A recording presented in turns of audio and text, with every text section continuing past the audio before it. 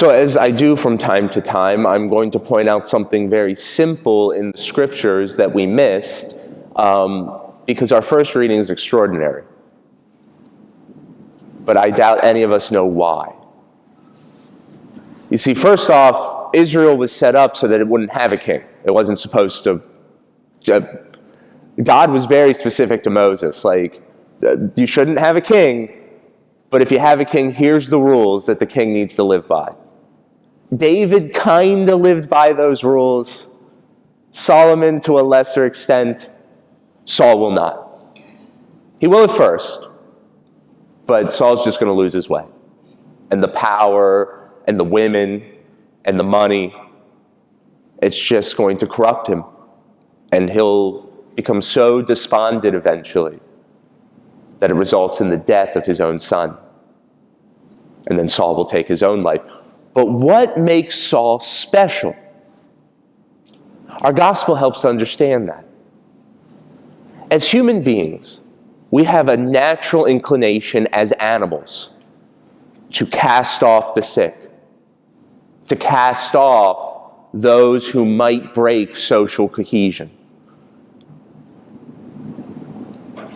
Jesus says that those are the people to whom I am sent. The sick, the broken, the battered, the sinners.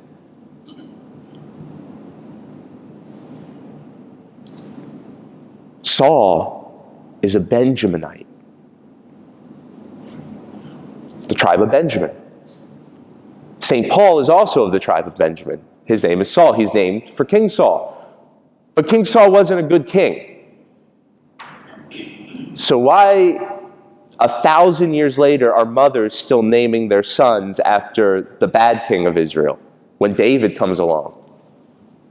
Because Saul's the only good thing that's ever happened to the Benjaminites because of their sins.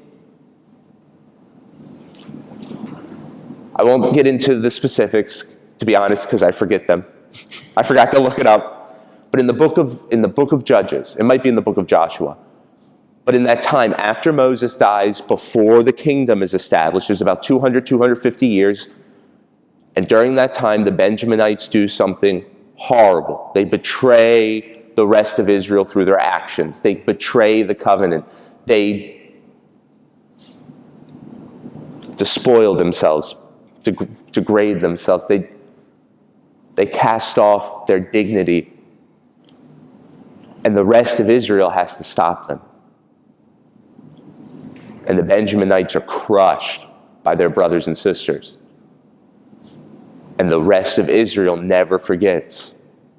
The tribe of Benjamin is, Yeah, they're still in the covenant, but we remember what they did. Who does God choose? Someone from that group. And I will make him leader over all of you. Brothers and sisters, if we allow our perspective to always govern, to always be the means by which we understand, if we don't allow God to tell us and to trust him when he says, I'm not going to pick the people that you think.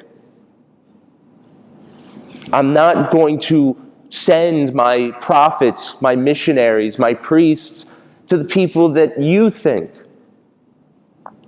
You are called not to be constantly with the people that you think you should be with.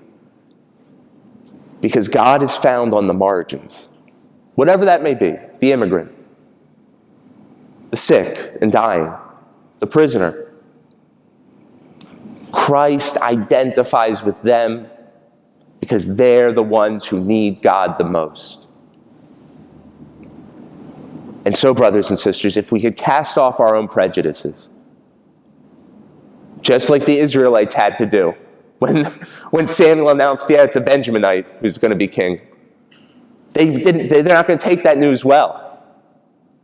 And yet it works. Because God's plan is working not in the way we wish it would, but in the way that's going to always work out.